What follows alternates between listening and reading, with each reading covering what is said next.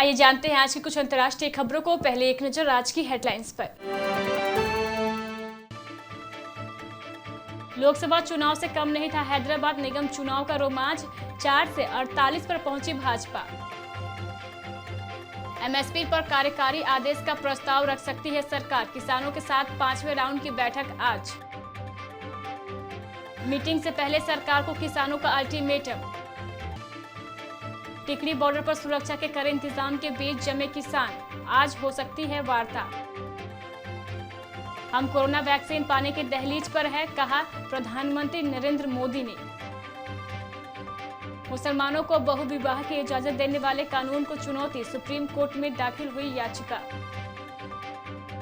UP के 37,000 अभ्यर्थियों की आज पक्की हो जाएगी नौकरी, सीएम योगी देंगे नियुक्ति पत्र। फ्रांस के आंतरिक मंत्री ने कहा, ऐसी मस्जिदों को बंद कर दिया जाएगा जहां आतंकवाद की तैयार हो रही है पौध। अभिनेता वरुण धवन और रणबीर कपूर की मां नीतू कपूर को हुआ कोरोना। ऑस्ट्रेलिया को हराकर टी20 सीरीज में 1-0 से आगे है भारत। हैदराबाद नगर निगम के चुनाव में टीआरएस भले ही 55 सीटें जीतकर सबसे बड़ी पार्टी बनी हो, लेकिन सबसे ज्यादा फायदा भाजपा को हुआ है। पिछले बार 4 सीटें जीतने वाली भाजपा को 48 सीटें मिली हैं। वहीं 2016 चुनाव में टीआरएस ने 99 सीटें जीती थी, जबकि ओवैसी की पार्टी एआईएमआईएम को 44 सीटें मिली थी। इस चुनाव के रोमांच को लोकसभा चुनाव से कम नहीं था। भाजपा के दिग्गज नेता प्रचार प्रसार करने वहां पहुंचे थे। केंद्र सरकार न्यूनतम समर्थन मूल्य को जारी रखने के लिए कार्यकारी आदेश ला सकती है। शुक्रवार को किसान संगठनों के साथ होने वाली बैठक में सरकार की तरफ से इस किस्म का प्रस्ताव रखा जा सकता है। इसके अलावा अन्य मांगों को पूरा करने के लिए संबंधित कानूनों के नियमों में बदलाव किए जाने की संभावना है। हालांकि किसान संगठन इसके लिए तैयार होंगे, इसकी उम्मीद कम बताई जा रही है। हैदराबाद में नगर निगम चुनाव हुए। प्रचार के लिए मोदी, शाह और योगी समेत भाजपा के दिग्गज नेता भी पहुंचे। हालांकि भाजपा को भाग्य नगर तो नहीं मिला, लेकिन पिछले चुनाव के मुकाबले स्थिति में काफी सुधार हुआ। किसान आंदोलन का आज 10वां दिन है और कृषि कानून के खिलाफ किसानों का आंदोलन आज भी जारी है। कृषि मंत्री नरेंद्र सिंह तोमर समेत 3 केंद्रीय मंत्रियों के साथ आंदोलनकारी किसानों की बैठक हुई थी, जो बेनतीजा रही थी। इसके बाद कल किसान संगठन ने फिर से एक बैठक की। किसान आंदोलन से जुड़े किसान नेता राकेश टिकैत ने कल ऐलान किया है कि कृषि बिल के खिलाफ 8 दिसंबर को भारत बंद रहेगा। साथ ही उन्होंने यह भी कहा है कि सरकार से किसानों की मांग को लेकर बातचीत होगी।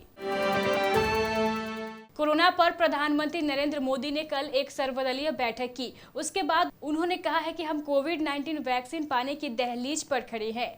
उन्होंने बताया है कि सबसे पहले ये वैक्सीन हेल्थ वर्कर्स, डॉक्टर और मरीजों को दी जाएगी। माना जा रहा है कि अगले कुछ हफ्तों में कोविड-19 की वैक्सीन तैयार कर ली जाएगी। पीएम ने कहा है कि देश में करीब 8 ऐसी वैक्सीन है जिसका ट्रायल अलग अलग स्टेज पर है। फिलहाल भारत में 3 अलग अलग वैक्सीन का ट्रायल अलग अलग चरणों में है। पीएम मोदी ने कहा है कि कोविड-19 की वैक्सीन डिस्ट्रीब्यूशन के लिए केंद्र और राज्य सरकारें मिलकर काम कर रही हैं। मुसलमानों को बहुविवाह की इजाजत देने वाले कानूनी प्रावधानों को सुप्रीम कोर्ट में चुनौती दी गई है। याचिका में मुसलमानों को बहुविवाह की इजाजत देने वाली मुस्लिम पर्सनल लॉ एप्लीकेशन एक्ट 1937 की धारा 2 को रद्द करने की मांग की गई है। कहा गया है कि सुप्रीम कोर्ट बहुविवाह को अतार्किक, महिलाओं के साथ भेदभावपूर्ण और अनुच्छेद 14 तथा 15 का उल्लंघन घोषित करे। याचिका में कहा गया है कि धर्म के आधार पर दंड के प्रावधान भिन्न नहीं हो सकते। मुख्यमंत्री योगी आदित्यनाथ आज शनिवार को 69,000 शिक्षक भर्ती के नवनियुक्त लगभग 37,000 शिक्षकों को नियुक्ति पत्र प्रदान करेंगे। लखनऊ में आयोजित कार्यक्रम में मुख्यमंत्री सांकेतिक रूप से 5 शिक्षकों को नियुक्ति पत्र देंगे और एनआईसी के माध्यम से राज्य स्तरीय कार्यक्रम को संबोधित करेंगे।